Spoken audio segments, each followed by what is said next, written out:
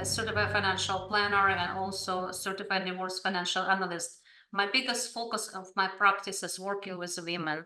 And it naturally came to me when I was helping women through domestic violence nonprofit organization, and then we help women to become financial independent after divorce.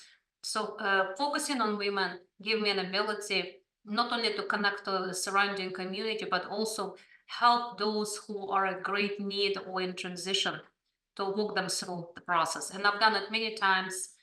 We see a result of it, and I'm glad to share some information that might be relevant to you at any point of time. So even though there might be some men in the room, and I respect that, we will focus on mostly how different it is for women to retire, what's their challenges and also opportunities. But each of you are very unique.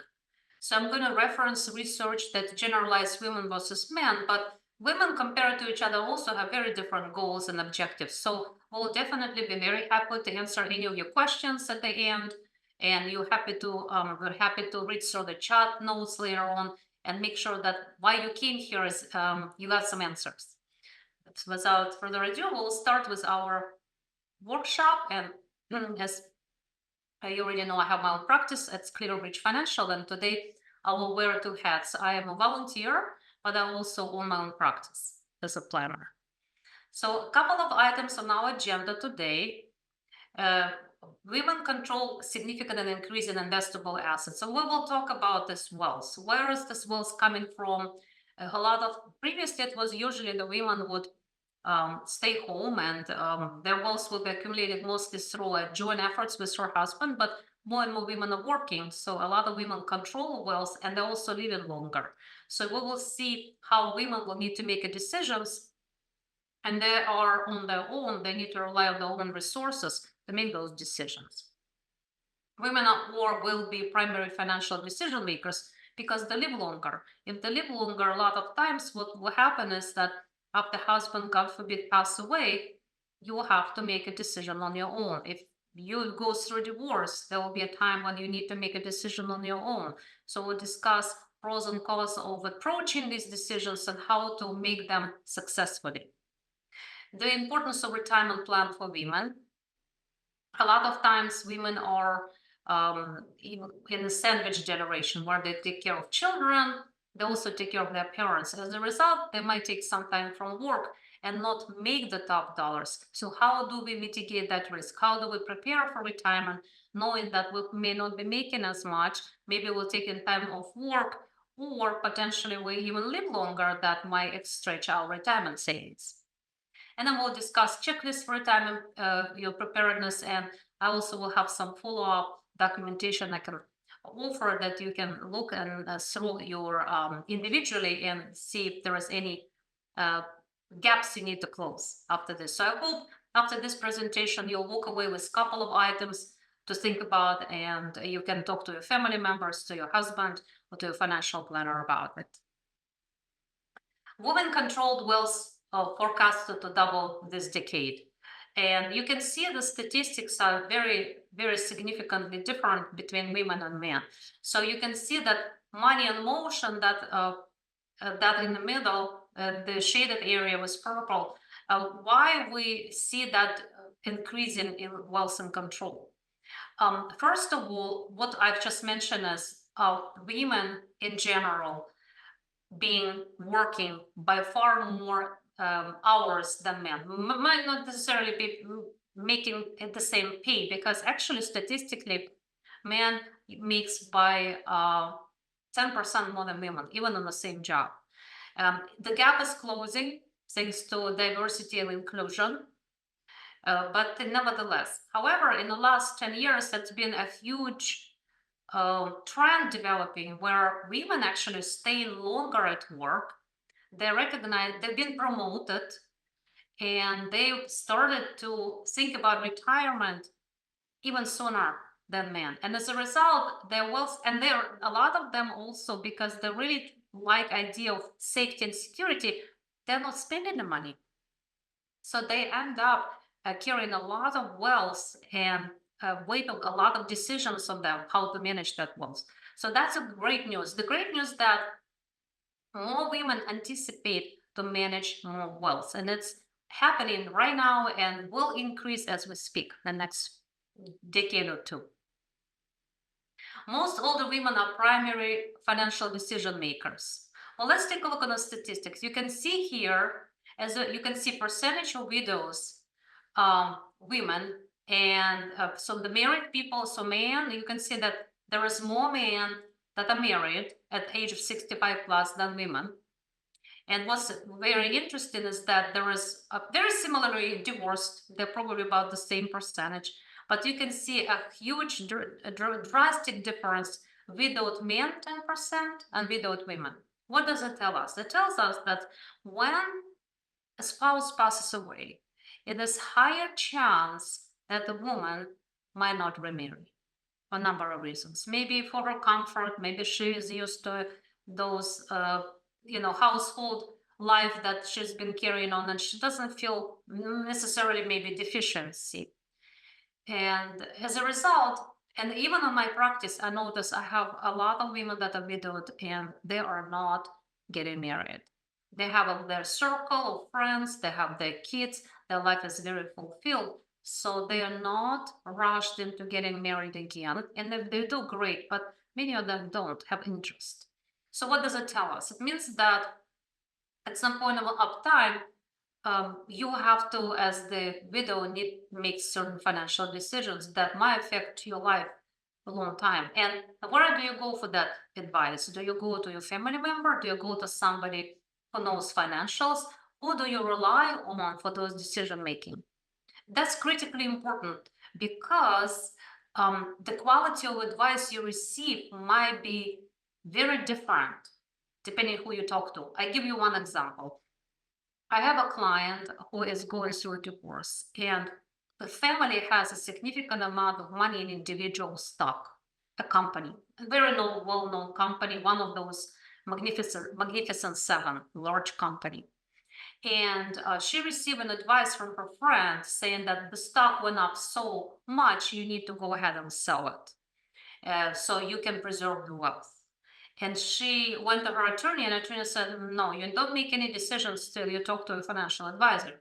So it happened that I was hired just 2 meetings before she had this conversation, but I was brand new to her finances. When I started looking into that, it turned out that if she were to follow that advice, she would be selling very good quality stock at one point of time and generating significant amount of gains that would A, put her in a situation that where do you reinvest the money, what do you do with that, and B, very large tax bill, which she's not prepared to pay.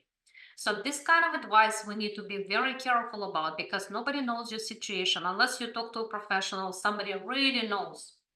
You need to be very careful about this type of advice that you receive from a good friend who might have very good intention but not enough financial information. Women are diverse, and some of them may lack confidence. Confidence in the sense of it would be nice to talk to someone else before I make all the decisions. You can see here that people, we broke down women in two groups. One is very confident, that's dark purple, and a light purple, somewhat confident. And you can see that what's interesting that you can see it with divorced women lack confidence. This is where transition happens. This is where they really need to seek help from someone professional and knows your situation very well, also carries your best interest. You need to talk to someone who is really carrying your interest, doesn't have any conflict of interest. Fiduciary, preferably, right? And women who have been married have higher confidence level, almost double, right? It's double actually. So you can see that a lot of women still rely on their husbands to make decisions, but once he is not around, the confidence can drop. How do we avoid this confidence gap? One way to do is to go through a financial education. That's what you're doing today. Another way is to build a team. When you build a team, it means that you have a financial advisor, tax person, a realtor, or whoever needs to help you with your decisions around you, and a good professional who really cares. If you have these people that work together as the team, they can produce such a much better result for your family. And you get involved with these people not when you're uh, left on your own, not when something drastic happened. You get involved during the process. You're signing your tax return, you're asking your tax person to give you a summary. Very should be very well received by your tax person and should not be ignored by any financial professionals. You're equal part of the household. You need to know what you're signing. You need to know how things are. If you're not getting those answers or help, then you need to seek advice. And you need to find people with who you'll be very comfortable. So that's number one, get involved sooner. Number two is start looking into your budget to see how your financials are moving around.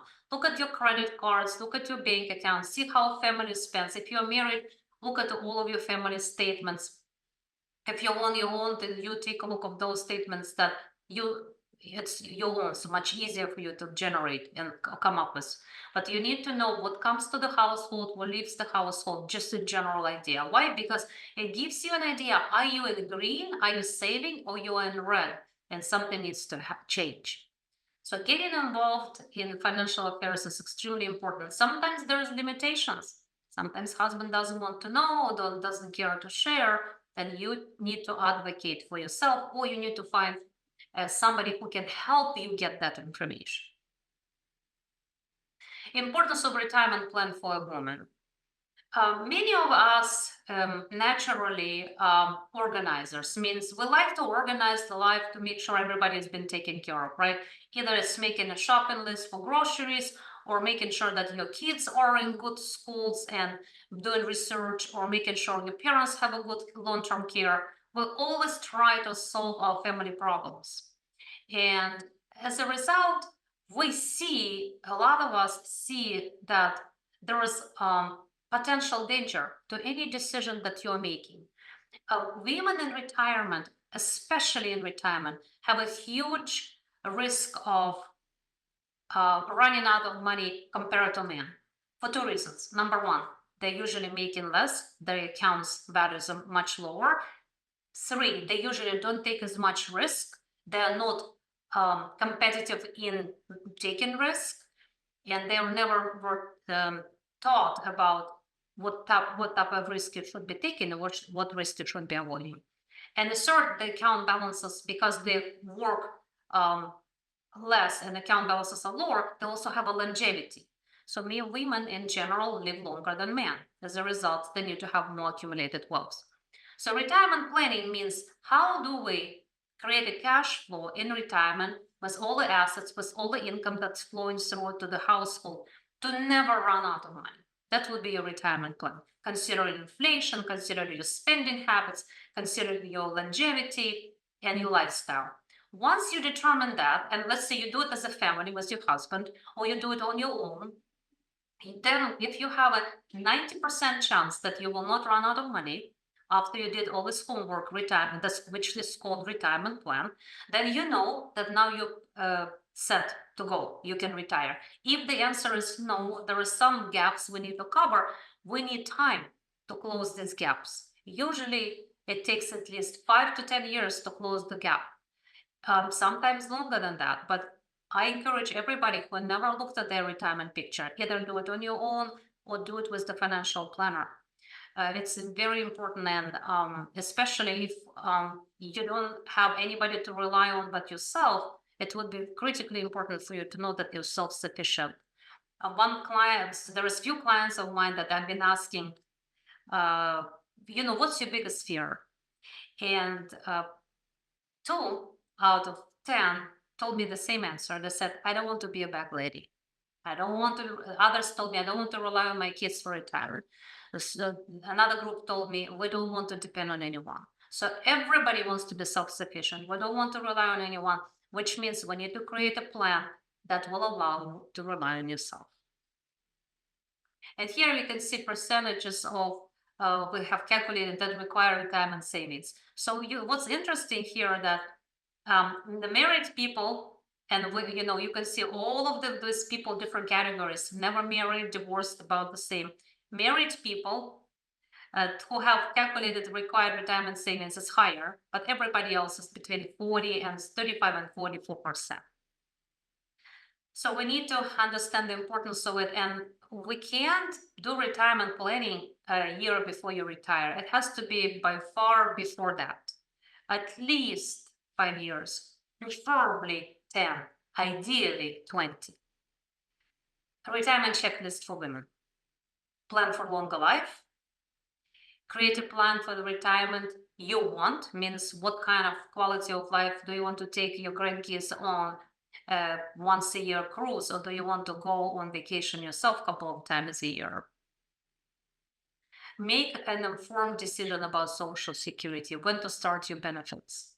Do you go on your own benefits? Do you go on your spousal benefits? When should the benefits commence? Extremely important, because the total value of Social Security benefits that you will collect through your lifetime equals almost $1 million.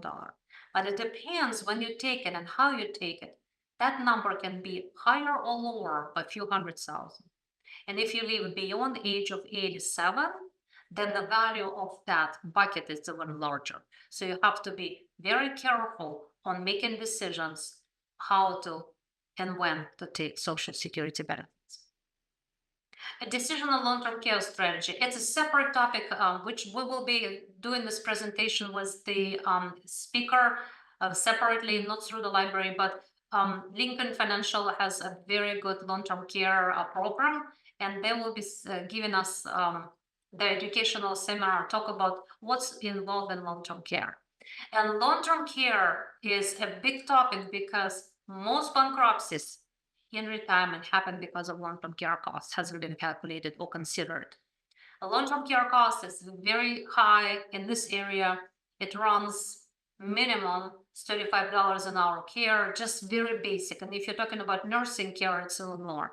But I've seen people paying 5, 6, 7, 8,000 a month for long-term care. So that needs to be considered, needs to be decided. If something, the time comes, what do we do?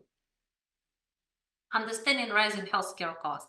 Healthcare cost does not go up with inflation. If inflation is historically 3.5%, in the last couple of years a little bit more, maybe 4 to 5, healthcare cost is by far greater. I've seen healthcare cost goes up 5, 6, 7, 8, 10%. Drug cost, healthcare, hospital stays, rehabs, all of that has a much higher inflation rate than a regular inflation on goods and services. Be tax diversified. Taxation and tax planning is an extremely important topic because it's not what you make, it's what you keep.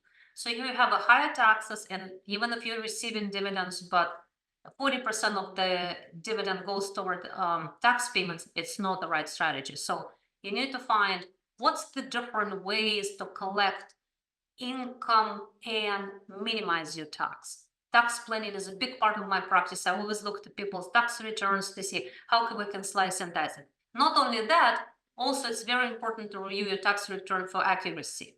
I give you an example. I had a client, 3 clients out of last week I've seen maybe 10 clients, and 3 of them had an error on their tax return. I looked at the return and I saw this income has not been reported. How come you're missing this income on your tax return? So number of people missed of 1099. The tax people didn't ask them that question, and they reported it absolutely underreported their tax. So very important for you to review it, making sure it's accurate. Have another set of eyes to look at it. If not, your financial advisor, ask your CPA question, how come my numbers changed from last year? So be your own kind of, due diligence officer. Align your objectives with your income. I see a lot of times that people, especially women, they really don't know what kind of income their overall investments generate, what kind of risk they're taking with their investments. So what's your objective for the money? Do you want it to grow? Do you want it to generate income? Do you want it to do both? Do you want some of this money go to your heirs so you don't have that preference? Very important to evaluate, because a lot of times people leave money just going and rolling, not paying attention where they invested, how they invested, and they're not optimized to any degrees in that area. Understanding loss aversion and stay invested. It's a big topic also. It talks about how we perceive risk. But I usually tell people that the best way to look at it is through the bucket strategy. So bucket strategy is the very interesting strategy someone developed a long time ago, where they broke down your overall or our overall finances into three parts. Part number one, emergency funds, the money that you will spend within a year. Remodel, buying a car, helping kids with college, I don't know, doing some sort of, facial lift, whatever you need to spend in the first year should not be subject to any risk, should be sitting in a money market savings account. We cannot expose this money to risk. Why? Because there is a huge chance if you don't make money within a year, you can lose it. The second bucket, we call it growth in income bucket. It's a bucket where now you can take a little bit of risk, but you're not fully interested to take a lot of market risk, because you probably will spend the money within 3 to 5 years. As a result, you should not be very aggressive with your investments. Why? Because if market goes down and you need money, you need to have something more conservative to rely on, bonds. So this bucket can have a lot of bonds, a little bit of stocks. And the third bucket, I call it longevity bucket. That bucket holds majority of your stocks, retirement accounts. That bucket you will live on for the next 25 years. So these three buckets have a different investment philosophy, different risk level, and different expectations of income. So when you break your expenses and investments into these three buckets, you will see your overall financials very easy to manage and maintain. So now let's talk about life expectancy probabilities.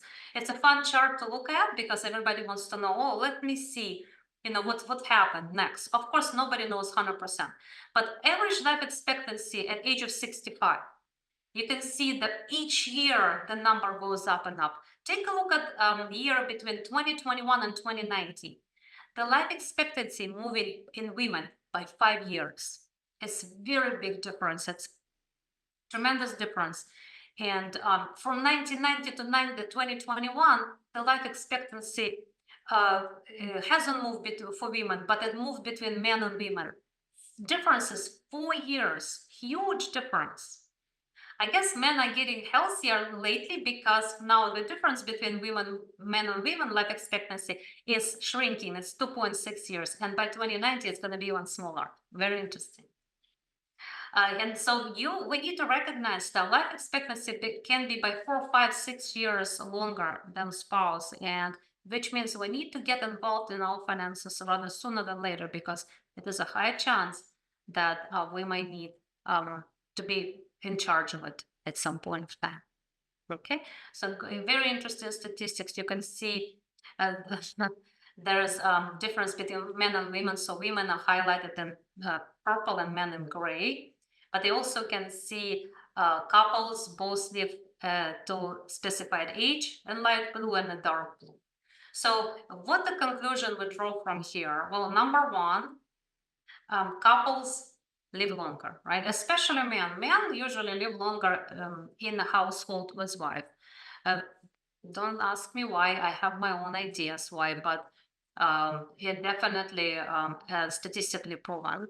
For women, that does not matter as much, but it does matter too. So couples, when people live in together, their life expectancy is slightly higher, and then women widowed, and then widowed men. I will probably skip this one. I don't know if there will have too many people in this group audience that is interested in that. Changes in lifestyle. So a daily hour spent for activity per age. Why I'm showing this? Because you can see the blue part, which is working, getting smaller and smaller and smaller. And your leisure, social life, and exercise getting bigger. That's ideal, which means you need to budget more money for these activities. So this purple section for leisure, exercise, travel, the sleep part stays the same even though you're no longer working. I've never seen people sleeping more than that. They sleep about the same. Eating, drinking, care, home management about the same. But your social life, your travel, your expenses, spending money on your grandkids, proactively seeking better health. It's very important. And then we have this acronym, uh, will push us. So purpose, use time to work, help others, right? So charitable giving, good intentions, socialize with family and friends, age for health practices, expresses gratitude, probably going to church or some social events, making contribution to those in need, and focuses on strengths and abilities. So this pushes tends to help people age better. What does it tell us? It tells us that all of this will, some of it might not cost extra money, but a lot of it might require additional resources of your time, but also financial. So having a good lifestyle and have financial support in your lifestyle give you better health, better quality of life, and less worry about that you will run out of money. Very interesting topic to discuss.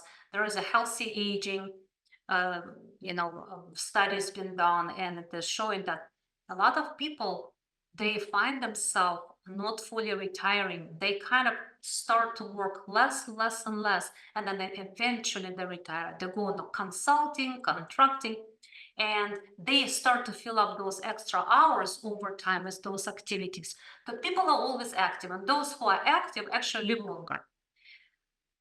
So that's about the lifestyle. Retirement savings checkpoints. So on the left side, you can see we have a current age and we have a current household income. So based on the income, there is a checkpoints, X current household income. So how much savings you should have or do based on your age and based on your income.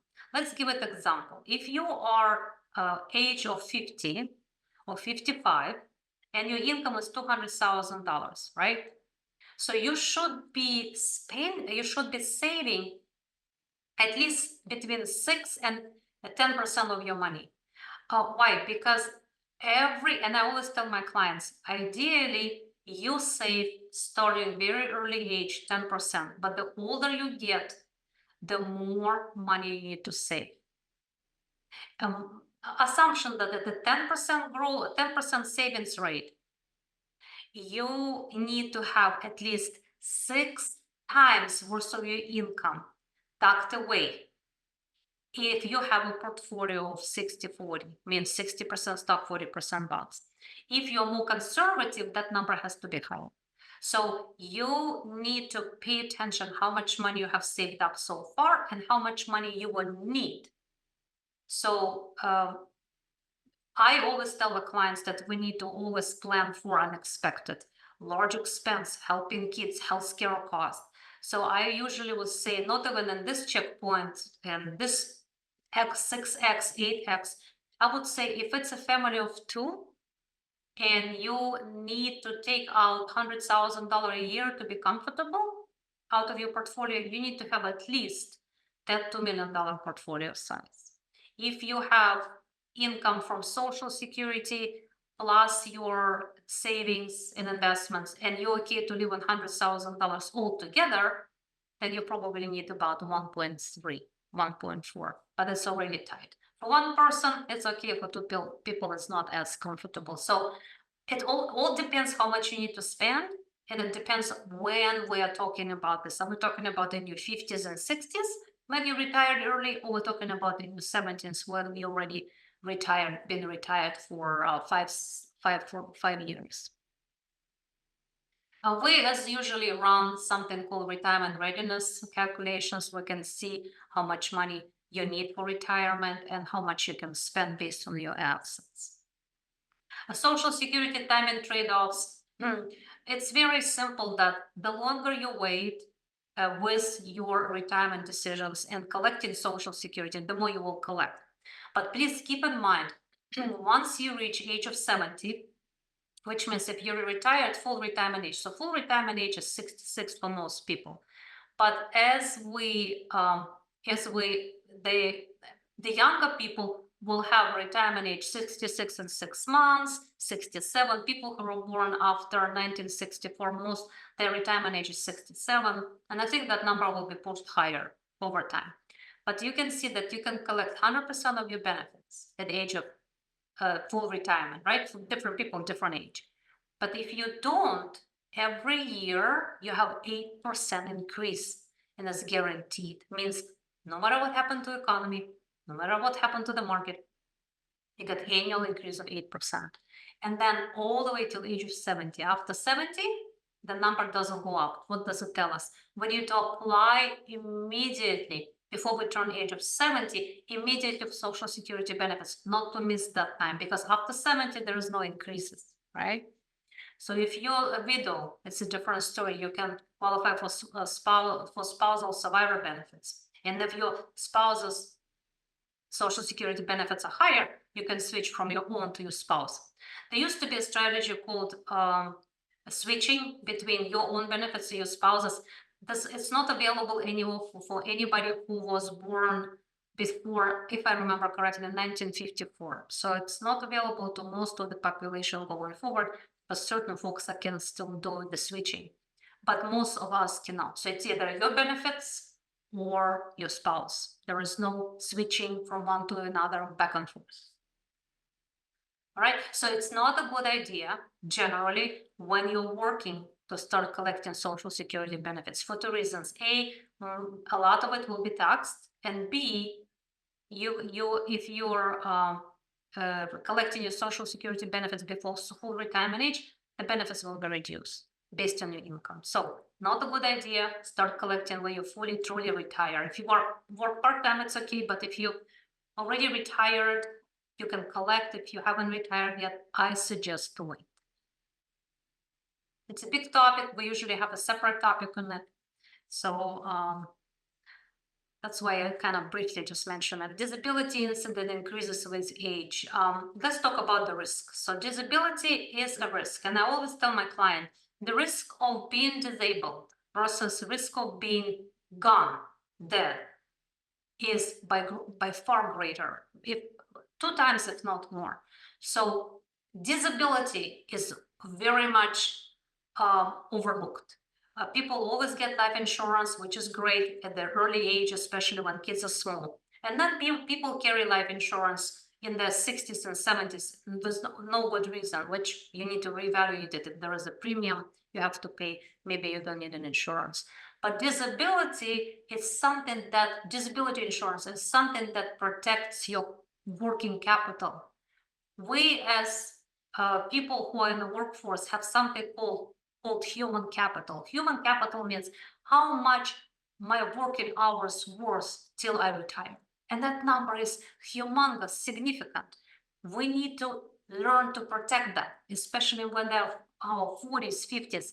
The chances of being disabled is not very high, but it's there, and we have seen it happen. So you need to extremely be careful about if you're working, you might need disability insurance, especially if your children in college, if you're still having a big mortgage payments, extremely important, get it through your employer or get it independently.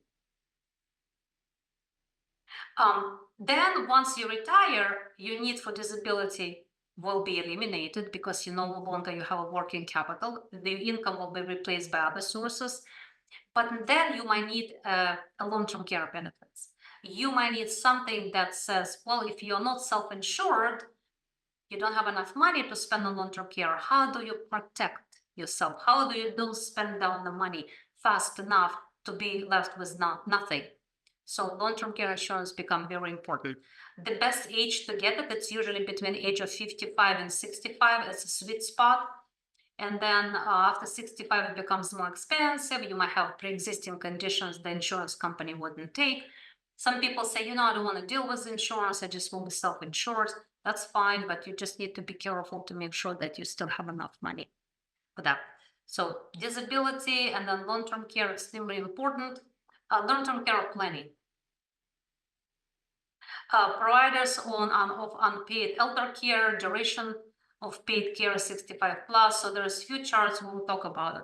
So Generally, providers on unpaid elder care is the kids. We talked about the sandwich generation. If you didn't plan on that, guess what? Your kids probably will be stuck with helping you. And if they're not available, they're out of town or they live far away, or they don't want to do it, or they're too busy to do it, then you really will have big problem because nobody there to advocate for you. And in this environment, advocating for someone who is not able to advocate for themselves for the health care is extremely important. It can result in completely different outcome. I can emphasize it more than enough. So I do encourage everybody to look over their long-term care plan. Very important. A lot of other family members would do it, brothers, sisters, siblings, and then very small percentage of that unpaid care would be other relatives, but it's more like an emergency basis. Duration of care. People ask, how long should I plan for? Well, you can see here that we're looking at between 3 and 5 years. What's interesting that a lot of people, and look at women, 41% of women need care for 5 years plus. That's a big alarming sign. Means we need to have some funds available, or we need to have some sort of long-term care policy available to pay for all of these expenses. And I hear different stories. Some people say, I hate long-term care. I don't want long-term care. Others says, if not long-term care, I didn't know what my mom would do. I have a client, the mom went to long-term care and she got the policy a long time ago. We forgot about it. And then suddenly she's going into assisted living and we remembered, oh, we will run out of money in 2 years if we pay 8,000 a year. And then we remember that there is a long-term care policy being purchased a long time ago. And now her long-term care policy pays for 60% of her expenses. And her money will last a long time, plus some of it will be left for heirs. So very different outcome if she wouldn't have the care. Lifetime cost of care, 65 plus, if paid care is used. So you can see here, average 277,000. Women live longer. You can see that they need more care, so 300 at least. And men is 200,000. So it's, I think in Bay Area, this number is by far higher. And just for reference points, I see if it's a memory care or similar things like that, it's 8,000 a month easily. So, but for women, as you can see here, it's more, which means again, we need to make sure we plan for that. Planning options. So just quickly outline, obviously you can rely on your family members, on your savings, you can purchase insurance. There's all kinds of insurance planning. A lot of times my clients have that life insurance that's been sitting there, they've been paying for it and they ask me, should I cancel it? My answer is no. But don't cancel it till we evaluate if we can convert your life insurance into a long-term care policy. And if we do, maybe we'll have a paid up policy that will take care of you. So don't cancel your life insurance. Let your financial advisor evaluate it. Maybe it can be converted to long-term care policy, for which you probably don't even have to pay as much if there is enough cash value. So insurance is one option. There's different type of insurances. Life insurance is one of them. Whole life insurance is another one. So there's also home equity, because we all in this area carry a lot of equity in the property. People getting home equity line of credit if they don't want to sell the property. People get in reverse mortgage more rarely. I don't like that option at all. But maybe if it's your last resort, you don't want to move out of the house, you don't have heirs, so maybe that might fit you. And life plan communities, also known as continuing care retirement communities. This option starts with independent living, and then you move on and progress toward more nursing home facilities. But that needs to be properly financed. So it's important to know. Medicaid is on one side, another option, but it's only after you exhaust all your other options. And it's also maybe not the best option because there is not too many facilities that take Medicaid. So it's there, but it's kind of your last resort if you really didn't do any planning. How do we save for it? It's really out of your own resources. You can buy a policy. Maybe there could be a decision, we call it three-leg stool decision. You have some insurance policy, you have some savings, and you also have a family member who, helping you with that and giving you the care. So there could be a combination of few things, maybe equity line of credit on your house, or maybe your investment vehicles as a search tool. So we need to start planning early because it takes time. Also, having a health savings account help a lot, and you need to plan ahead at least 5-10 years before retiring. We talked about raising healthcare costs. I'm not going to, beat the dead horse that much, but we do know that the cost of care goes up. And if you see at age of 65 versus age of 95, and big part of it is premiums and tests, and we know how expensive it can get at the hospital. So having a good insurance, a Medicare Advantage for healthier people, Medicare parts A, B, C, and D, and G would be for those who really want to pay a little bit more but have a higher coverage. All of these options available. You need to look at them annually. Don't assume, and if it's working for you, great, but always evaluate annually at the enrollment time, which is November 1st, starts at November 1st. Annual expenses per person in 2023 were $6,000 for people who are on Medicare. So it's money out there, you're spending it even though you have insurance. Monthly Medicare surcharges. This is for people who are having income above thresholds, and you can see these are the thresholds from 97 to 123 for a single filer. If your income goes over, you're paying $78 more as one person. And then as your income goes up and up and up, you can see how your monthly premium changes. There is a lot of planning around this. My clients who are receiving income from various sources come to me and say, okay, this is my income, this is what I need, these are my assets. And I sit down and start thinking about how do we create an income stream for a client without pushing them in the higher AGI limits, adjusted gross income, because these calculations all look at your AGI, adjusted gross income. And if your adjusted gross income went to 123,200, guess what? You get bumped into premiums. So I look at it all the time. I look at it to make sure that we can maneuver with the tax, with distributions, with income from dividends, from, other sources, to keep people at the lower bracket as much as possible. It is potentially possible to do, and it's feasible to plan for. And a lot of times we're able to generate much better premium cost than otherwise you would just do it on your own. So you need to make sure that you plan that. And the way it works is if they look at back 2 years. So if you income dropped this year, but the previous year you had a very high income, you sold the property, then your premium will jump up. And then you can file a redetermination notice from to see if they can lower the premium ahead of time without you being stuck on this higher premium for a long time. So redetermination is always good to file, to ask, request. If they grant it to you, great. Tax implications of retirement savings by account type. Well, obviously 401ks, because they're tax deductible, they're also fully taxable when on withdrawals. So you can see here, pre-tax traditional IRA, they're all taxable on withdrawals. What does it mean? It means if you need $8,000 to live on, you need to take out of your IRA or 401k 10,000, for instance, if your tax bracket's at certain level, before you collect 8. Why? Because you want tax on that $10,000, dollar to dollar, ordinary income. Roth account contribution are not tax deductible. There is Y minus here. Investment grows tax-free, and then all your distributions are tax-free. Beautiful account. When you start putting money in your Roth and grow it, you can double your money in 10 years, and all of these growth in the account will be tax-free upon distributions. A lot of people not eligible for Roth account contribution directly, so there is a way to go around it through your Roth 401k or after tax contribution, or making after tax contribution into your 401k and then doing backdoor conversion. So there is a lot of opportunities if you plan purposefully, but Roth accounts, Roth 401ks are extremely valuable, and I encourage everybody to look into that if you can make certain contributions from various sources to be part of that tax-free groups.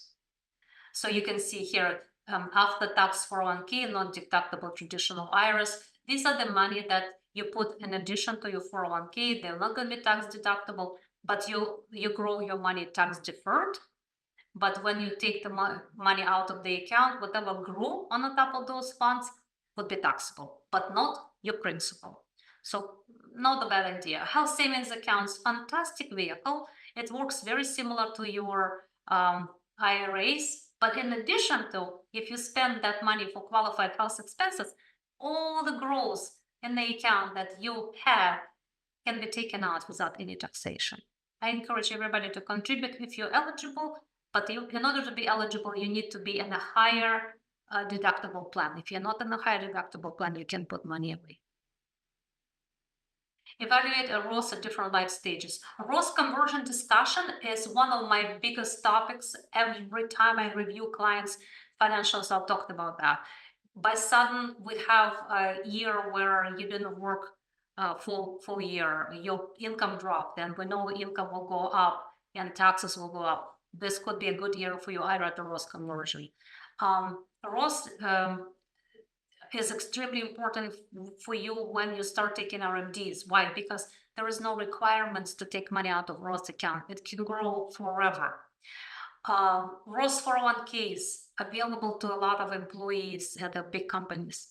So we need to understand that the Roth account is extremely valuable, especially to those who are still working and have about 5 to 10 years before retirement. They can grow that money tax-free for a long time, forever, till they start taking money out. And when you do, there is no tax liability, which is excellent. Excellent tool to control your tax bracket, excellent tool to take money out for emergencies, an excellent opportunity for you to save additionally without tax withdrawals in the future. Aging your portfolio with your goals. Oh, I'm sorry, aligning your portfolio with your goals. Very important, very important. And I see very rarely it happens. Somehow that process has been missed. And a lot of, even if you go to Fidelity and Schwab and you can have accounts with them forever, this aligning process is missing. And it's very important. For instance, if you are in a situation where you have a pension benefits from IBM, and now I don't think they have pension, but maybe you worked there a long time ago and you collect pension benefits, and your pension benefits plus your social security covering 70% of your income needs. You have a little bit need from your portfolio, and you're lucky one that you have saved up another $800 million in your 401k. You're not risk averse. The question is, how do we invest this money?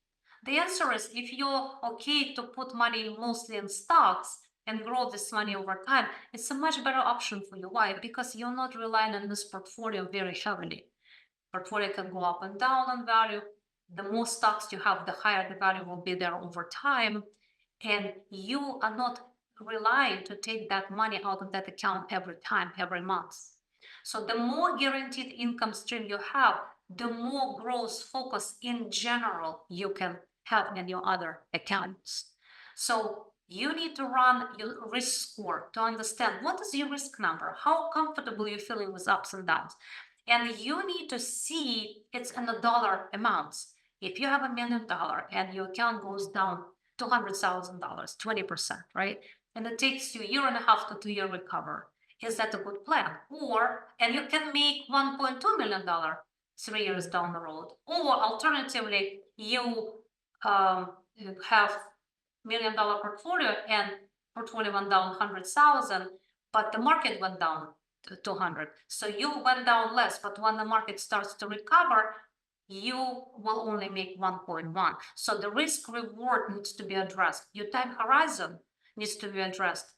Because if you need money from your portfolio on a monthly basis, you cannot put all your money in your all of your money in stocks. You need to have a cushion. You need to have money in savings and bonds and money market.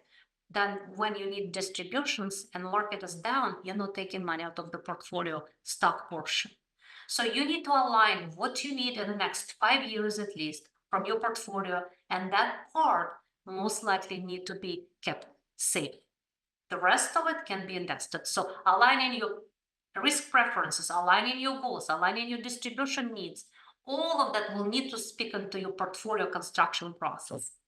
And if it does, you will be having a great time as an investor because you would know what you can and cannot afford to experience volatility. I don't like to call it losses because losses only occur when we're not mindful about the process. Loss means I want to buy the stock, I love the stock, you bought the stock, put a lot of money in it, and a year from now that company went bankrupt. There is no recourse for you to get your money back.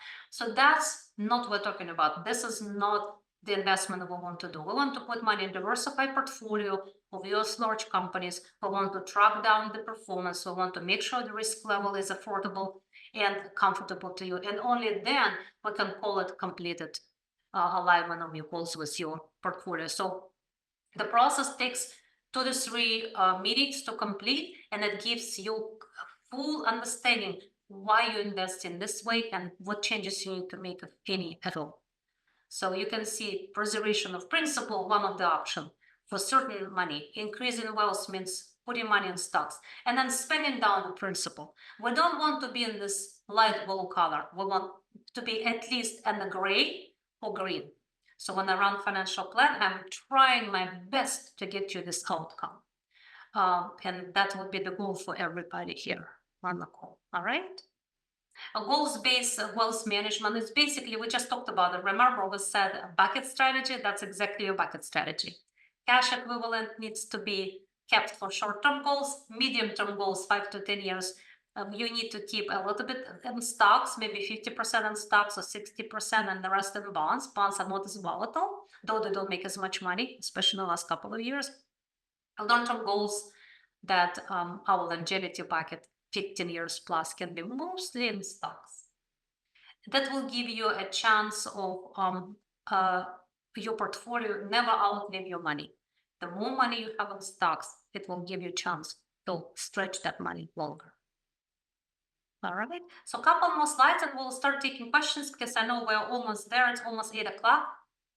Impact of being out of the market is more about being disciplined. People like to jump in and out of the market. That does not work. People tried many times. I tried myself just to see the results. It does not work. If you miss a couple of good years and a couple of good days in the market, your overall portfolio performance can go down a lot. All right. So now I'm happy to answer any questions. Thank you very much for being a very good listeners. And I will let Lisa to read the questions so I can do that. Thank you, Larissa. Let's see. If anybody has questions, please enter them in the chat box. Okay, Jane has a lot of questions. She is wondering what some strategies might be for early retirement. Early retirement, great question. So what you need to do is you need to make sure that you close the gap between your early retirement date, let's say at 60 years old or 58, and the time when you get on Medicare and the time when you get on Social Security, which could be 66 or 67. You need to have enough resources for that. I do have clients who are early retired from tech companies. We created a process where we take a bucket of money and we use that till you start to receive Social Security. Once you start receiving Social Security, we'll reduce the amount of money from that bucket, and then we'll start taking money from a retirement 401ks.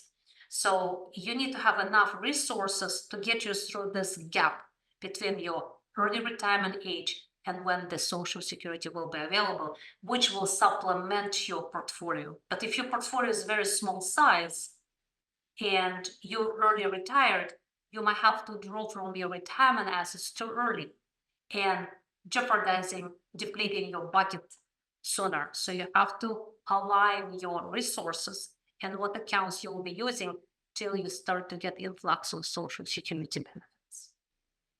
Okay, interesting. Another question from Gigi is, I'm not quite sure if I understand this. It says, please repeat the team members. There's some names of people. I see. Please repeat the team members. Let me see. Was it one of the slides? Gigi, if you want to elaborate on that question, at the Yeah, beginning I'm of the looking talk. through the slides. I think we talked about something, but maybe if you can elaborate, it will help.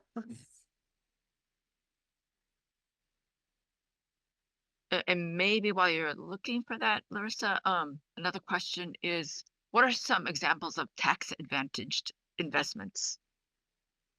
Annuity is a good, I see. Advantage investments, annuity is a good idea when someone is under 59 and a half. What are some strategies for planning to hit American banks? Okay, so examples tax advantage investments. Annuities generally build on idea of guaranteed income stream.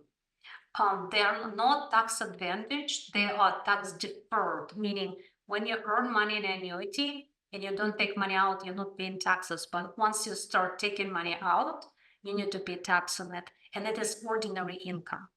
If in your 401k you grow your money and you start taking money out, that's ordinary income. That's the same concept applies to your annuities.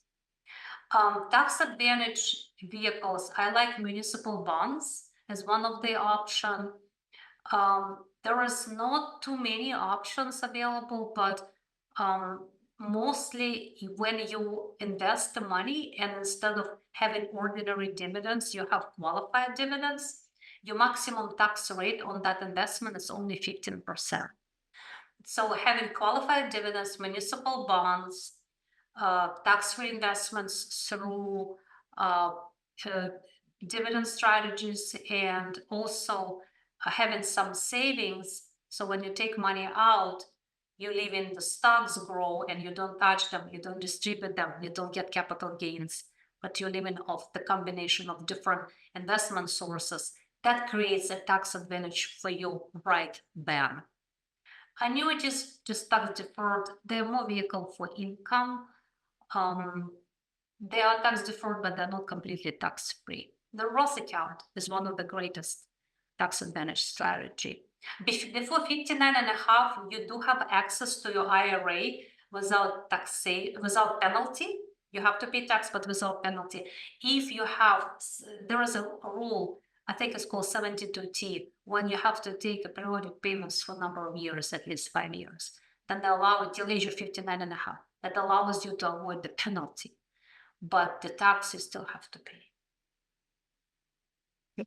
So, as far as the team members, it was a financial advisor, tax person. Oh, yes, yes, yes. Thank you. Great point. So when you think about your finances and who you to go to, aligned, but first of all, your tax person is needs to be somebody that you can approach and you can understand what they are advising you. You need to do review with these people. These people need to do not just tax filing, they need to also do tax planning, meaning how do we mitigate the tax?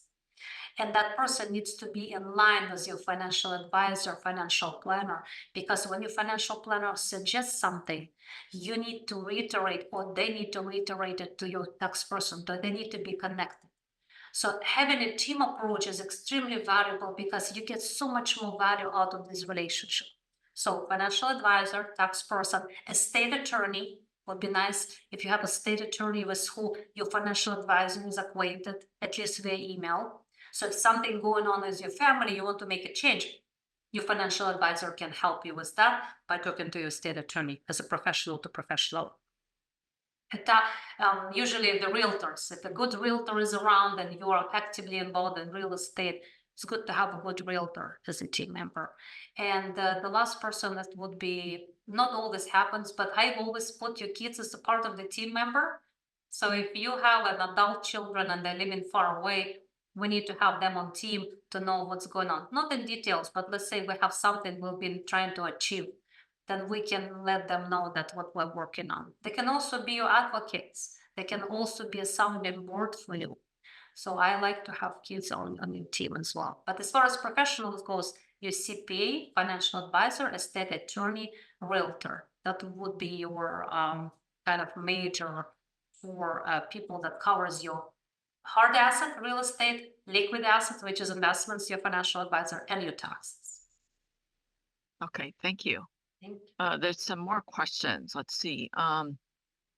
Any special tax advice for those who will mostly depend on pensions and deferred compensation, taxed as income? Can you repeat it again? I'm sorry. Okay. It's reading the Any questions. Yeah, any special advice for those who will depend mostly on pensions and Pension deferred compensation? deferred comp. Oh, great question. So first of all, pension benefits are extremely valuable. Only, I believe, 25% of the entire US population is eligible for pension benefits. Usually those are government workers, healthcare professionals at certain institutions. So it's very few people. So the pension benefits carry a huge value to an individual. So, and usually company give you choices how to take it. You can take it life only payment, you can take it as life and survivor, your spouse, you can take it you and beneficiaries. So you need to evaluate that. You need to evaluate the present value of all of these payments today if you take it this way versus this way. Also age. I've done a planning for a client who worked for UPS and other organization. Both of them carry pension benefits. So we had to go back and forth, deciding when to take the pension based on the tax situation, based on their, do we let it grow over time because the client retired early. So pension benefits collection is extremely an important process, and you need to know when to collect it and how to collect it. So people who own pension benefits and deferred comp. So deferred compensation, for those who are not familiar, is you decide that you don't want to take your bonus as the payment current year, you deferred your bonus. And then once you retire, your company will start making your payout. And you chose for your deferred compensation bonus to get paid out 5 years, not a lump sum upon retirement, which should be your case because we don't want to get the entire lump sum into your pocket, which means you pay a ton of tax. So your deferred comp ideally paid out out of 5 years or 10 years. But let's say it's paid out of 5 years after your retirement. Your deferred compensation becomes part of your overall taxable income. It's like an earned income, right? And then you need to see how do you stagger your deferred comp, right? Maybe you deferred one bonus in 1 year, another bonus in another year. So how do you stagger your income in the first 5 years of retirement when majority of those bonuses will be paid out? And what your taxable income would look like, right? If you have a huge deferred comp coming your way in the next 3 years after retirement, maybe you can wait on pension distributions because pension will grow 7.5, 8% a year. Example, right? If your pension benefits grow 7, 8% a year, and your social security income is also coming in 67, maybe we can first take out deferred comp, pay taxes on that, defer your pension benefits so they grow nicely, and then start collecting your pension benefits if you have longevity, at least till 83. So there is a lot of considerations I just throw out at you, but what I'm trying you to understand is let's figure out how much deferred comp you're getting paid. Let's figure out what the pension benefits look like, the best way to collect them, and let's see how much income you would need to live on the next 5 years in retirement and decide when do we take pension, when do we take deferred comp, when do we start taking social security. That will be your overall income plus tax planning. So a lot of fun planning to do if you have this kind of options. Okay. Let's see what else.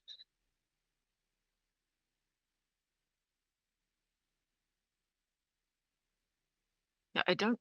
Oh, any advice for a surviving spouse when a spouse passes away or preparing for a passing? Any advice of when after spouse passed away Yeah, for the surviving spouse. or survivor spouse, right? Yeah. Well, first of all, I'm sorry, and then you will need to really gather your strengths because it's a big transition. It's probably one of the biggest transition ever be in anybody's life. And I suggest that you surround yourself by people who love you and care, right? Because at that time you're vulnerable, and we don't want you to make decisions that it's not to your best for you. So involve your children into helping you making decisions if you've never been involved making decisions. If you're comfortable and you're already recovered and you feel like you have a clear mind and the strength to make decisions, start talking to your financial professionals about it, because what you do need to find out pretty quickly, if you haven't yet, what your financial situation look like. Do you need to apply for Social Security survivor benefits? Do you need to start taking required minimum distributions out of your spouse IRAs? Do you need to relocate? Can you afford to stay in the house? Is the house a burden or it's okay to stay in? So you need to answer all of these questions. And the best person to talk to would be A, your children, and B, your financial advisor, somebody trusted, somebody who you feel comfortable to discuss, somebody you can go to and bounce ideas off. I think it's very important because once you are on your own, not only you're isolated emotionally, but you're also isolated financially. So you need to kind of break that and go into a place where you know what's going on, what, how money will take care of you, and what you need to be safe and secure. So my advice is start evaluating your situation soon after, when you're capable of doing so, and help from your friends, family, and professional person you trust. Okay, thank you, Larissa.